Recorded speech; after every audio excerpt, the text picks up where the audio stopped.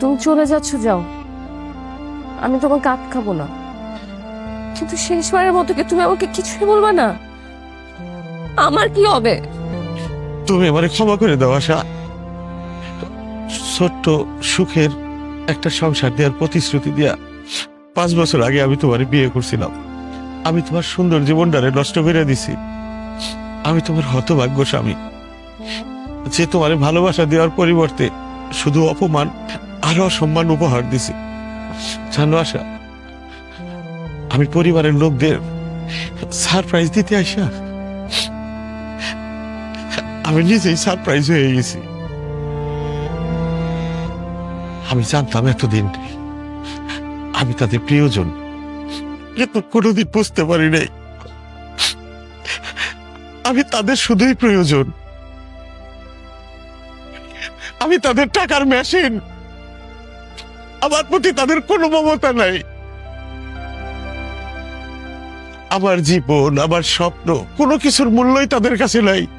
তাদের শুধু টাকা দরকার, তারা শুধু আমার কাছে টাকাটাই চাইলো।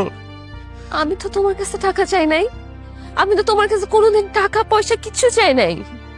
আমি তোমাকে চাইছি, আমি তোমাকে ভালোবাসি, তোমার ভালোবাসা চাইছি। তোমার বুকে মাথা রেখে সারাটা জীবন নিশ্চিন্তে যাতে পার হয়ে যায় সেটা চাইছি। সবার কাছে তুমি প্রয়োজন হলো, আমার কাছে তুমি প্রয়োজন। আমি তোমার কাছে কি চাইছি বলো তো? একটা ছোট্ট সংসার। তুমি আমাকে পারবে না একটা ছোট্ট সংসার দিতে? হ্যাঁ, এই 5টা বছর আমি তোমার জন্য অপেক্ষা করছি। আমার অপেক্ষার কি কোনো মূল্য নেই তোমার কাছে? কিভাবে মূল্য থাকবে বলো? তুমি তো আমাকে ভালোই বাসো না, তুমি ভালোবাসো শুধু তোমার পরিবারের মানুষজনকে। যদি আমাকে ভালোবাসতে তাহলে তুমি আমার সাথে এরকম করতে না কোনোদিন। যদি তুমি আমাকে ভালো নাই বাসো তাহলে এখানে বসে আসছো কেন? চলে যাও। তুমি আমাকে ছেড়ে যাও না, আমি তোমাকে ছাড়া থাকতে পারবো না। তুমি আমাকে ছেড়ে যাও না, তুমি আমার সাথে থাকো। আমিও তোমার অনেক ভালোবাসি আশা, অনেক ভালোবাসি, খুব বেশি ভালোবাসি। আমি তোমার রেখে কোথাও যাইতে চাই না।